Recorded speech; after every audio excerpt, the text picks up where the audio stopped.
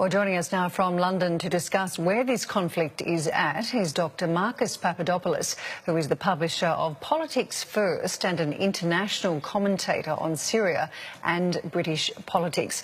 Dr. Papadopoulos, thank you very much for joining us. As we heard there, that despite this UN intervention, there seems to be no let-up, there seems to be no ceasefire. How do we work our way out of this international mess? Well, first of all, please allow me to clarify the nature of the people whom the Syrian army is targeting in East Ghouta. The Syrian army is targeting Islamist terrorists, Al-Qaeda affiliates, the same people, ideologically speaking, who carried out the horrendous Bali massacre. And I sincerely hope you are telling the Australian public that. Now, since 2012, the people of East Ghouta have lived under the occupation of Al-Qaeda affiliates, and they have been suffering tremendously every single day for the last 6 years. The massacres that the terrorists in East Ghouta have been inflicting on the civilian population is so horrendous that I really shouldn't talk about it on live television. And also as well, I find it quite rich that Western mainstream media is now talking about the suffering of the people in East Ghouta. Well, where was Western mainstream media in the last 6 years when the inhabitants of that region have been suffering so terribly at the hands of terrorists who are being backed by the Americans and the British? And let us not forget as well, on a daily basis for the last 6 years, the terrorists in East Ghouta have been mortaring and have been firing rockets into Damascus. They have been aiming at schools, hospitals, nurseries. Indeed, last week they killed a large number of children. So I think it is quite rich and, frankly speaking, disgraceful that Western media is talking about a humanitarian concern in relation to East Ghouta. But would it not be naive to say that Syria's treatment of its civilians is equally as bad? I mean, we've only seen in this attack yesterday the use of chemical weapons, chlorine gas. You are relying on the white helmets, and no proper legitimate court of law in the world would rely on the white helmets. Why? Because the white helmets are a propaganda weapon.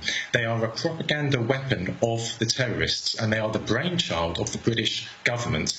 And at the same time, even worse than being a propaganda tool, the white helmets are actually Islamist terrorist fighters themselves. We have independent witnesses.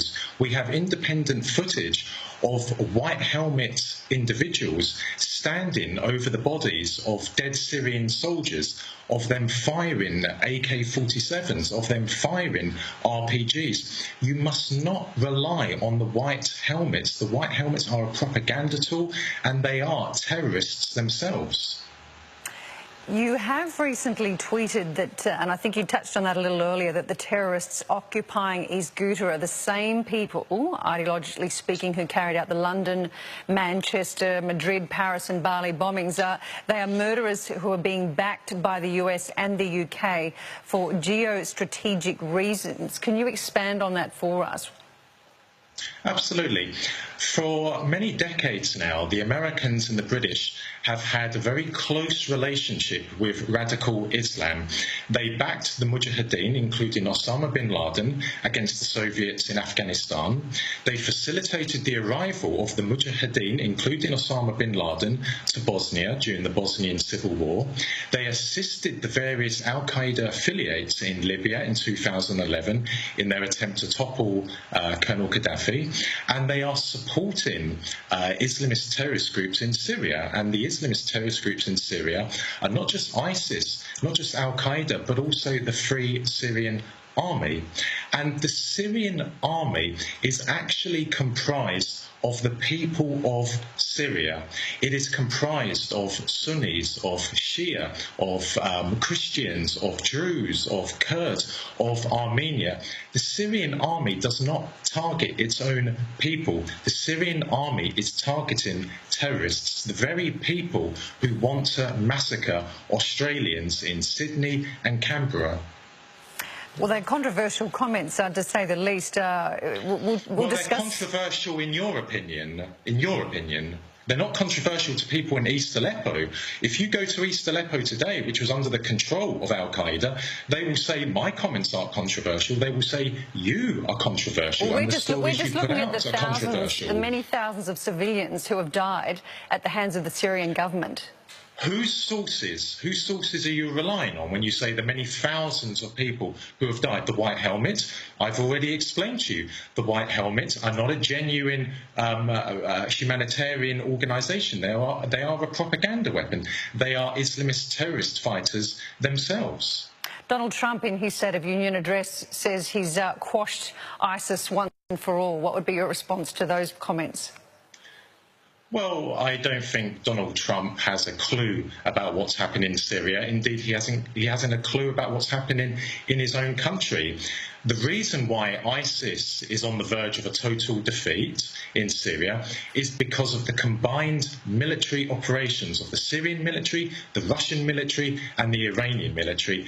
And quite frankly speaking, the world should be grateful for what Syrian soldiers are doing every single day of the week. They are sacrificing their lives to defeat the scourge, the evil that is Islamist terrorism. Every single step the Syrian army advances in Syria makes the streets of Sydney, of London, of Washington and Paris safer. So will they support a ceasefire? Will they take part in the ceasefire? Who would support a ceasefire? The Syrian army. Will they take part in the ceasefire? Will they abide by the UN commands? The Syrian government has been participating in talks to bring about ceasefires all over Syria, and the Syrian government cares for one thing: its people. And if it can facilitate a ceasefire somewhere in Syria, whereby the terrorists move to, for example, Idlib, then the Syrian government will do that, which I think is quite remarkable. But please, let me remind you, the people the Syrian army is fighting in East Ghouta are Al-Qaeda affiliates, the same people, ideologically speaking, who massacred Australians in cold blood in Bali. All right, Dr. Marcus Papadopoulos, we do appreciate you joining us this evening. Thank you very much for your time. Thank you.